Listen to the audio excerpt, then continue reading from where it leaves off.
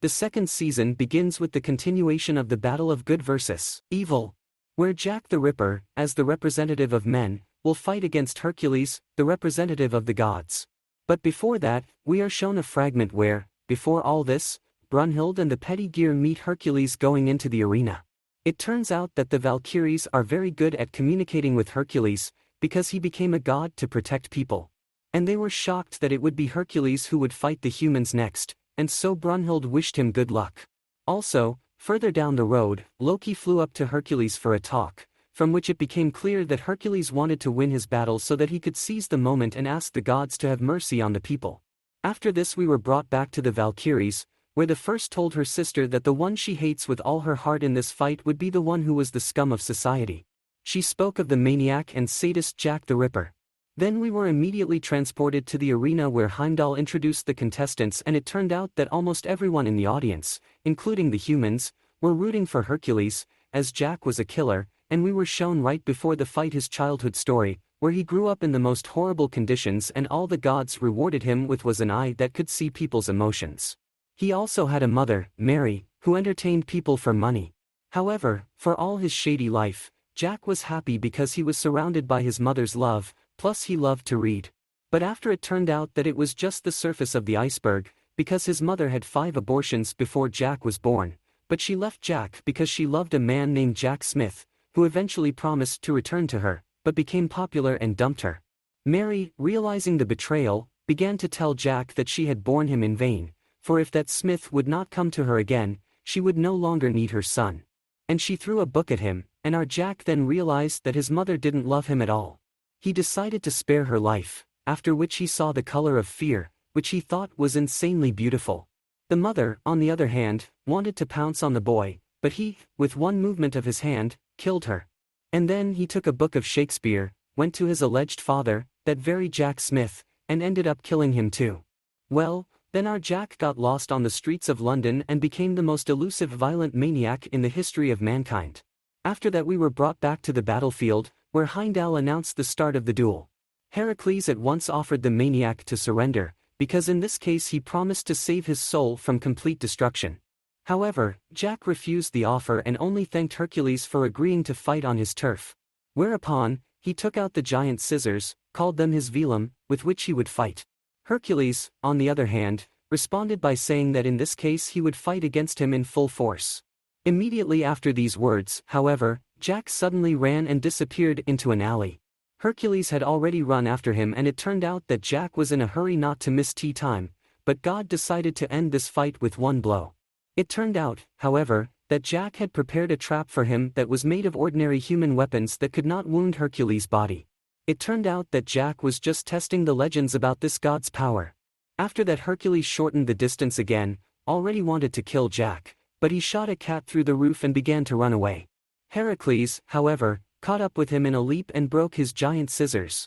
But it turned out that Jack lied, because his veland was not scissors, but a bag with an infinite number of knives, with which he further wounded Heracles' body, because they had been turned into divine weapons. However, Hercules has an unwavering spirit. He only pulled out the knives and continued walking towards Jack, fending off his knife attacks. Next, Hercules decided to use the power of the outcome of his 12 feats, where he immediately began to be covered in tattoos, and he also used the power of his first feat, the Nemesis Lion, using some lion Chidori to seal Jack into a building. Everyone in the audience thought Jack had lost, but Brunhilde said that was just the beginning of their battle. And then Jack got to his feet and said he enjoyed it. He also righted his own shoulder, and right after, he began reading a quote from Shakespeare, announced the beginning of the second act and the battle, and he pulled out a giant stout knife.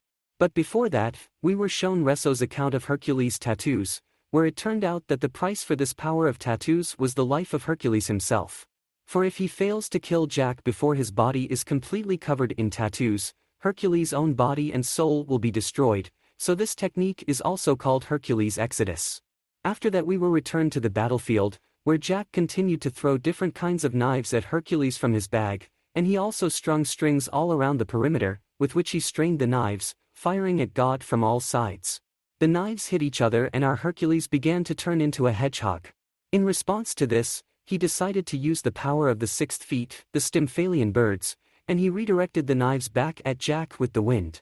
He was able to fight off most of the knives, but suffered several wounds. After which Hercules finally noticed his unusual eye.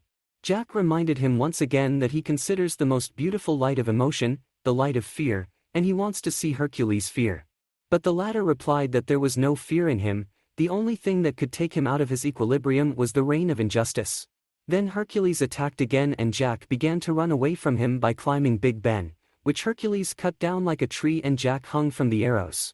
Next Hercules used his 7th feat, where he defeated the Cretan bull. Jack, on the other hand, threw a clock face at him in return, which everyone was surprisingly able to cut off the arm of an uncomprehending Hercules. It turned out that Jack had been lying about his Veland the whole time, because his real Veland is the gloves that he uses to touch something and turn it into a divine weapon. Afterwards it was explained to us that Jack's lack of love made him what he is now. Hearing all this, Hercules rewound his hand and said that Jack had already lost.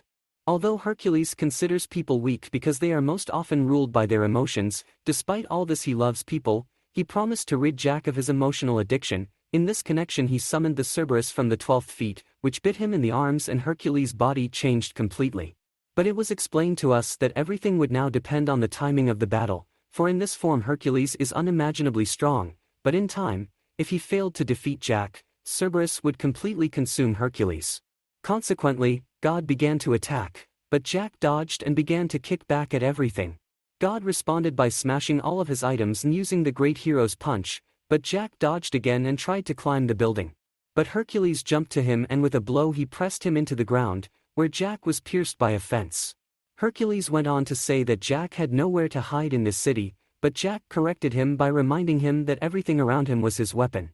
It turns out that as he was falling, he cut the Big Ben building and turned it into a weapon and it began to fall directly on Hercules. In the end, the building fell entirely on Hercules and crushed him, but he managed to survive it. They continued to fight in close combat, where Hercules, though with one arm, easily defeated Jack. Hercules decided to finish Jack off with one punch, but Jack struck first, causing him to run his hands through Hercules. It turned out that he had thought of everything and purposely fell on the fence so as to get the right amount of blood to soak his gloves, turning it into a divine weapon.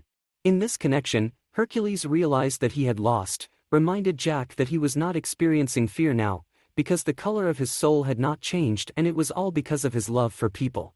Then he suddenly hugged Jack, and the latter smiled back and called him stubborn. Our winner picked up his hat and started to leave the arena, and on the way he reflected that if he could use one wish he would wish to meet his love. However, already on his way out of the arena, he began to be stoned for killing the universal favorite, Hercules. It was only Shakespeare, who was watching this, who revealed the secret of Jack's behavior. He said that one cannot look away from that which is true. Where the beautiful can turn to abomination, and in the abomination can lie beauty. This is the essence of humanity.